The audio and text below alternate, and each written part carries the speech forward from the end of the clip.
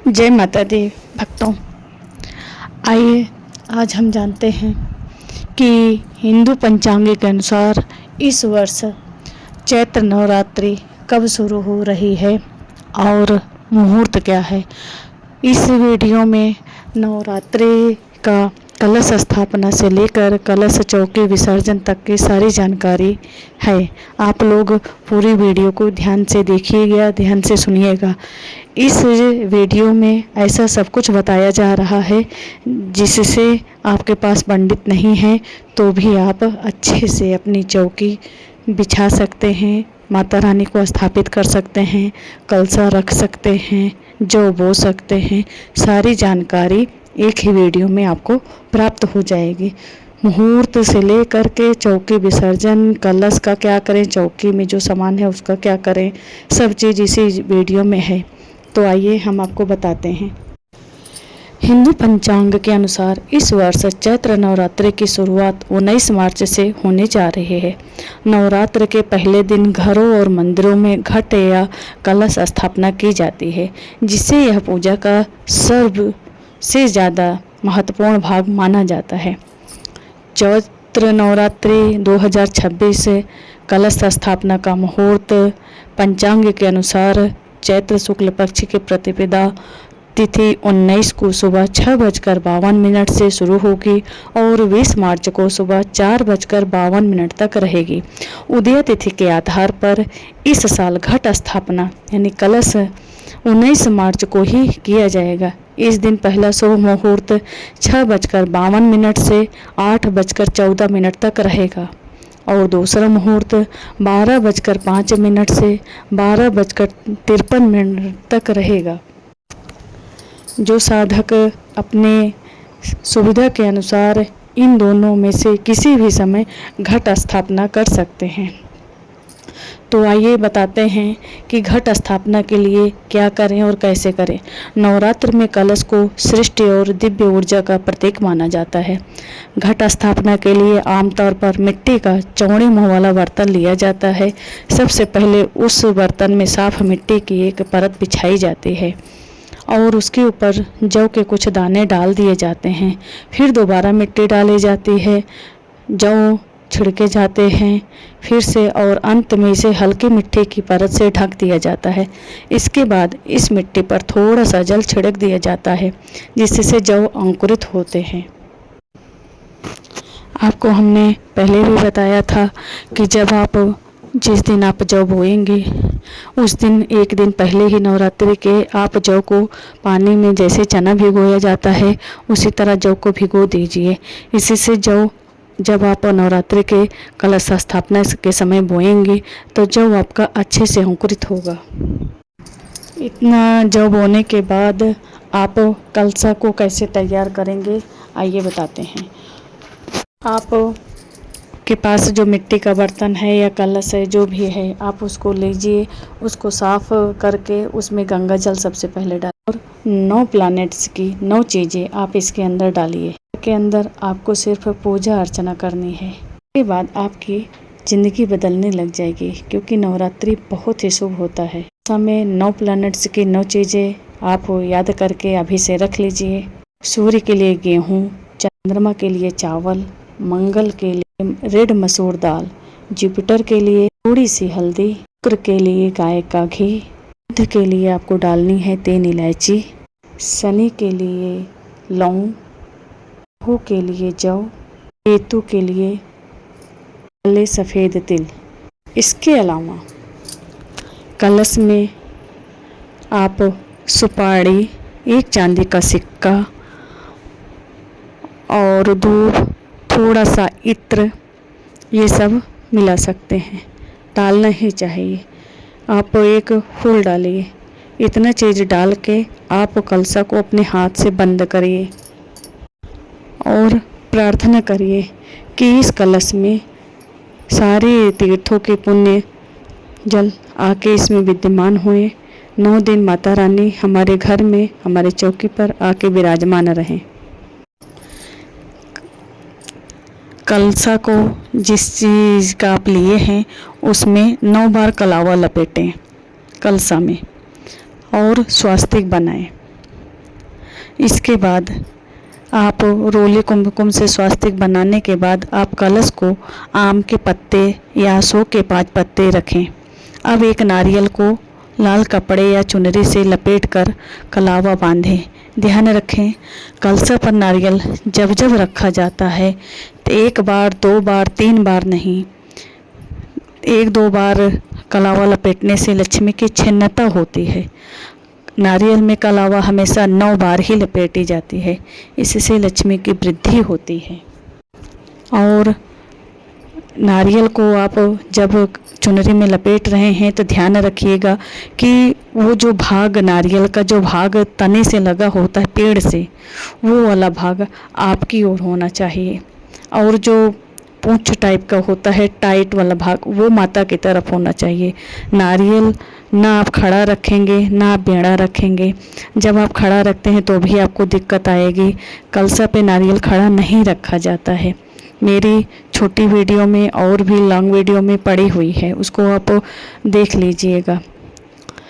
जो पेड़ में आप नारियल को जितने समय अपने हाथ में उठा रहे हैं कलशा पर रखने के लिए, आप विशेष तौर पे इस बात का ध्यान रखिएगा कि कलशा में रखने वाला नारियल में मौली 9 बार लपेटिए। आम का पत्ता जो रख रहे हैं कलशा पर वो 9 पत्ते का होना चाहिए, और टाइट वाला भाग जो तने से लगा होता है नारियल जैसे जोड़ा होता है जो भाग पेड़ पर, वो आपकी तरफ होना चाहिए। ऐसे करके आप रखें कलशा पर। उसके बाद आप उस कलशा को उठाकर जहां आप जो बोए हैं उस जगह आप रख दीजिए, ओम श्री गणेशाय नमः कहते हुए। अब इसके बाद आप कलश की विधिवत पूजा कीजिए। इसके लिए कलश पर तिलक लगाकर अक्षत और फूल अर्पित कीजिए। इसके साथ ही फल, मिठाई और प्रसाद भी चढ़ाइए। पूजा के अंत में धूप दीप जलाकर माँ दुर्गा को सुगंधित इत्र और नैवेद्य अर्पित करें। कलश स्थापना करने से पहले इस चीज़ का हमेशा ध्यान रखिएगा कि कलश की पूर्व या उत्तर दिशा या फिर ईशान कोण में स्थापना करें। कलश स्थापना के लिए पूजा की चौकी पर लाल कपड़ा बिछाएं और अक्षत से अष्टदल बनाकर माँ दुर्गा की प्रतिमा का विराजमान करें। इसके बाद कलश में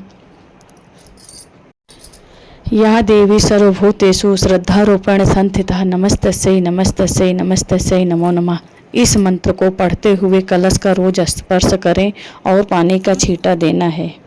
आप माता की पूजा के लिए लाल कपड़ा, नारियल, मौली, रोली, चंदन, पान, सुपारी, धूप बत्ती, घी का दीपक, ताजे फल की माला चढ़ा सकते हैं तो और अच्छा रहेगा। बेलपत्रों की माला एक थाली में साफ चावल रखें। देवी की मूर्ति के अनुसार लाल कपड़े, मिठाई, बतासा, सुगंधित तेल, सिंदूर, कंघा, दर्पण, आरती के लिए कपूर, सब सामान आप रख लें पहले से ही, जिससे आपको पूजन करते समय कोई दिक्कत न आए। पूजन आप हमेशा सुबह करिएगा। माता रानी की पूजा सुबह, दोपहर, रात्रि माता को निषिद्ध काल अति प्रिय है, इसलिए आपको यदि दिन में समय नहीं मिलता है तो आप निषिद्ध काल में पूजन करिएगा, मगर चौकी आपको अपने मुहूर्त पे ही सुबह बैठानी है। पहले दिन आप माता रानी को मीठे का भोग अवश्य लगाइएगा। जैसे आप कोई भी चुनाव जीतता है, कोई परीक्षा पास होता है तो सबसे पहले कोई अगर आपके यहाँ आता है तो आप क्या खिलाते हो?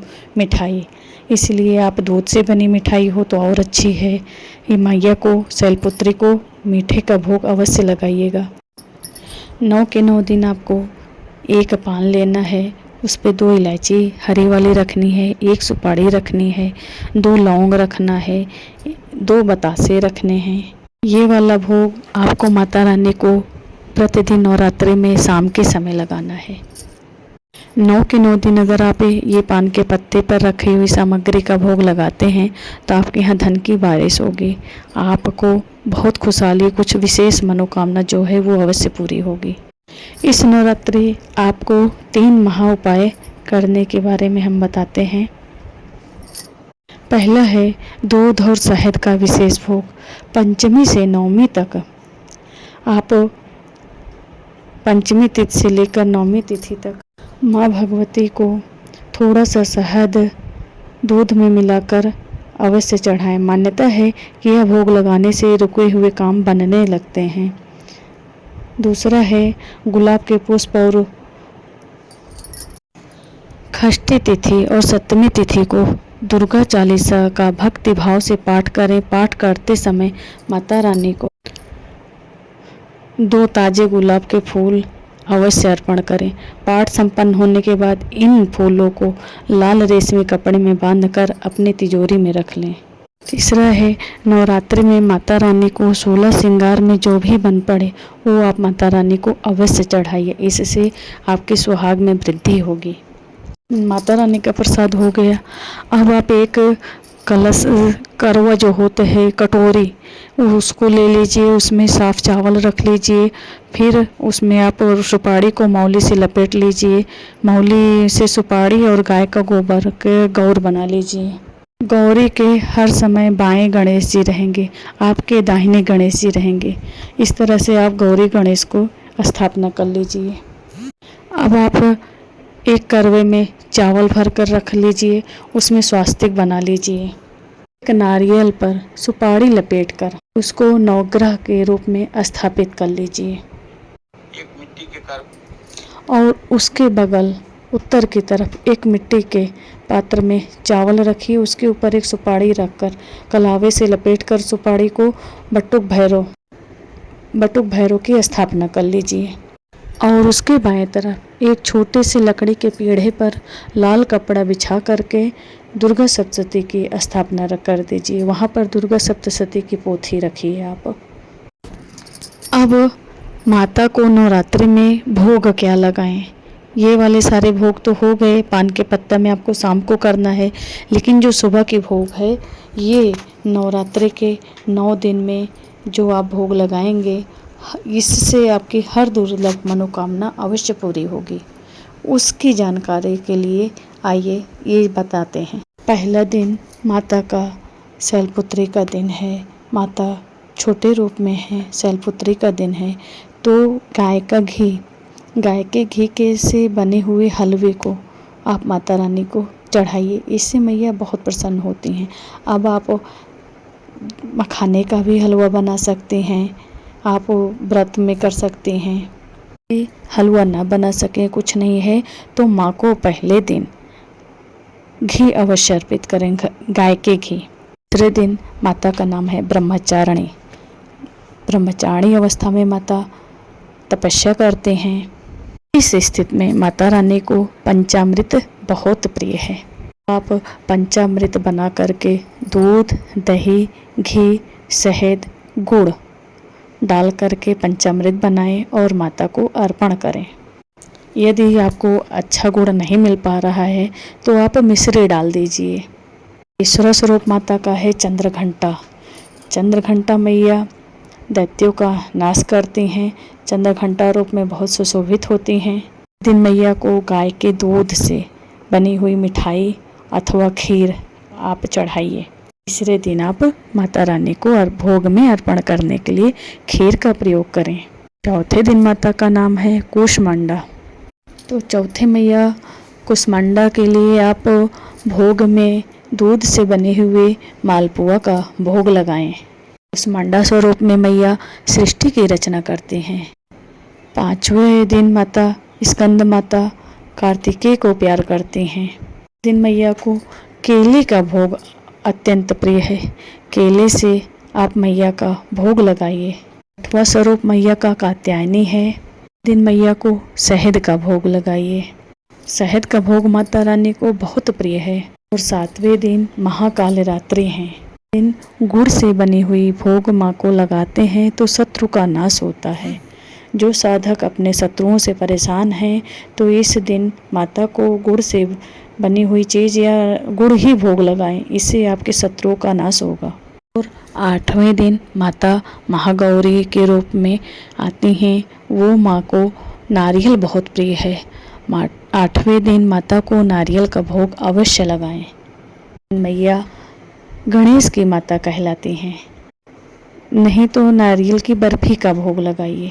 और 9वें दिन माता सिद्धरात्रि है।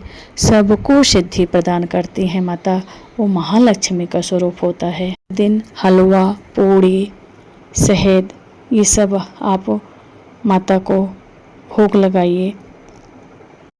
नवरात्र में आप फलाहार यदि 9 दिन व्रत रहते हैं तो फल तो मंगाएंगे ही, आप माता को अनार का फल, अनार का भोग रोज लगाइएगा। यदि आपके पास हो सके तो आप 5 तरह के फल माता रानी को प्रतिदिन अर्पण करिएगा। वो 5 तरह के फल में केला, सेब, अनार ये 3 फल आप ज़रूर रखिएगा और खट्टे फल रखने से, भोग लगाने से बचिएगा।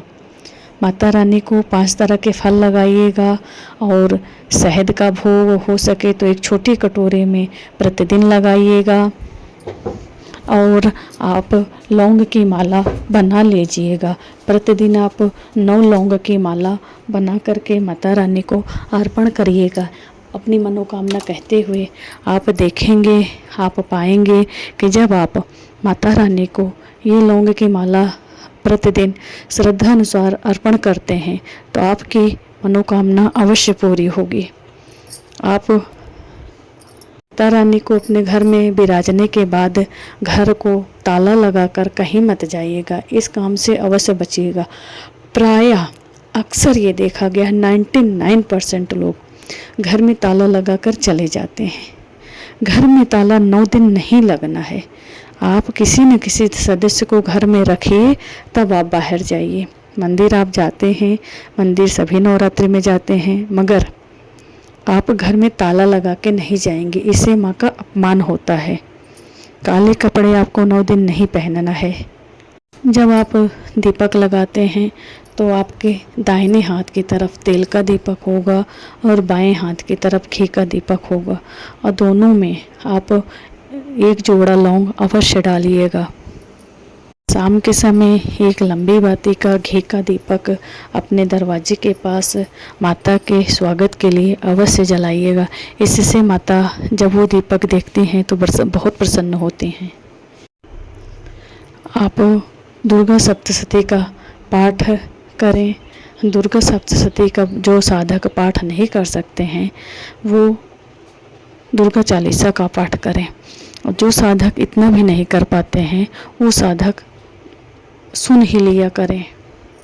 ध्यान रखें, अगर आपको नवरात्रि में बेल के पत्ते मिल जाते हैं तो माता रानी को बेल के पत्ते भी चढ़ते हैं।